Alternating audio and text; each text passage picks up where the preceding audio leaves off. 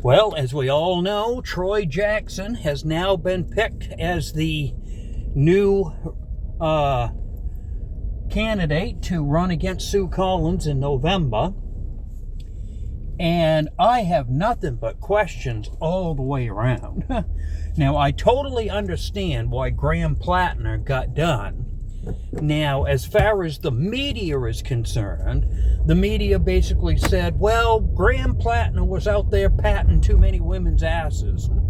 You can't put it any other way. It's pretty much that. He's just this dirty old man, and because he's a dirty old man, he can't be our candidate, so we got to get rid of him. And then they decide that they're going to pick Troy Jackson.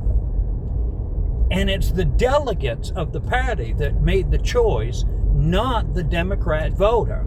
And this is where all of my questions come in, right? First off, for the last, I don't know how long, the Democrats have been calling us MAGAs cult members. We do what he tells us to do, and if he tells us to jump, we say how high and all this other stuff, right?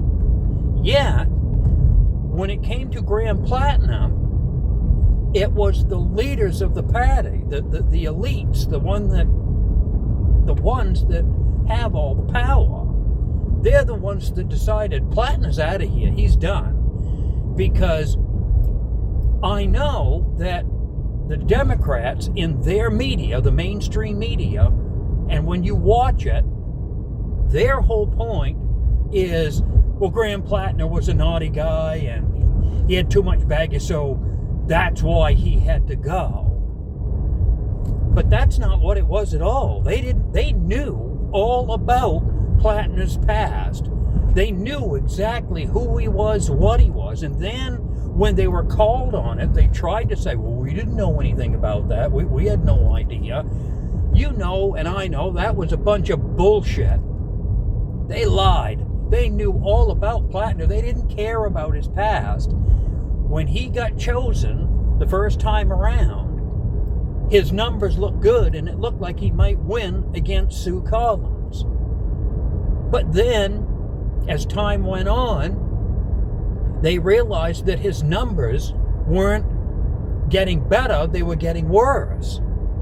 Now, in the Democrat Party, oh yeah, they all loved him. But when you got out into the general public, the majority of people were leaning towards Sue Collins and not Platner. So that's when all of a sudden his past started coming back to bite him in the ass, because the elites in the party saw he's not going to win. Right now, with the way the numbers look, Sue Collins is going to win. We don't want this guy. We want someone that's going to win.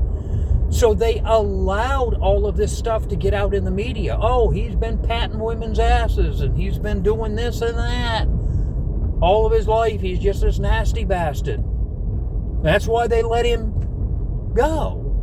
They didn't let him go because he did anything to women years ago. They let him go because he was losing. And the Democrats didn't want to lose. And I'm going to take this a step further, right? With what the elites did by getting rid of him, and now they've picked this Jackson guy. And that right there, boy, I could make a whole video on that of why in the hell did they pick him? They had probably other people that they could have, but for some reason they chose him. And my honest opinion is, he's going to carry it across the finish line, but I don't think he's going to win. I think Sue Collins is going to win. I mean, we don't know, and I'm not predicting that she will, but I'm just saying that she didn't leave the campaign and someone else take her place, or vice versa. You know, she's been right there this whole time. She never once gave up, kept going. Her supporters are still there. No one has made a decision whether she should go or stay or anything like that. We've never had any of those problems in the right wing. She's the one that's going to run. She's the one that won all the nominations through the primaries. She's the one, and she's going to go all the way. And I feel strongly, I want her to win, I do. I want her to win, because this Troy Jackson is not the person that needs to be taking that seat. There's no way. There's no way. But we got to wait and see what happens in November. But the point that I'm getting at is with this Troy Jackson and the Democrat voters. The Democrat voters say that I'm part of a cult and I do what Trump says, and if he says jump, I say how high, and he's got such a cult hold over me. But when it comes to the Democrat Party, look what they're doing. They're doing exactly as their elites are telling them to do. They all wanted Graham Platner. But the elites in the party that understand how things are, they saw the numbers, and they saw that Graham's numbers were dropping. And this was before all of the stuff was coming out in the media. The only reason that the stuff came out in the media is because the elites wanted it to come out so it would be easier to push Graham out of the way and let this Troy Jackson come in. Now, I'm not saying that Troy Jackson and his campaign did anything. No.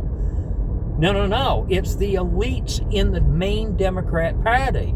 They saw what was going on, and they understand that this seat is very important to their whole Democrat machine. They have got to get this seat. They've got to get it, because without it, they've lost even more power. They've already lost a lot of power in the last elections, and they need to regain power, and they see that it's slipping right through their fingers. And this seat here in Maine is very, very important to them, and this is why the elites made the decision that Graham had to go. Now they're going to put in Troy, and they did not leave that decision up to the voters. No, that's not what the voters are there for as far as the elites of that party are concerned.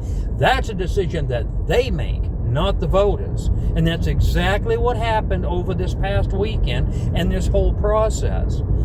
The Maine Democrat voters were totally and completely disenfranchised. And why were they disenfranchised? Because the elites in the party made their mind up that you Democrat Maine voters aren't smart enough to do the right thing, so we've got to step in and take over. That's exactly what they're thinking, and that's exactly why they did what they did.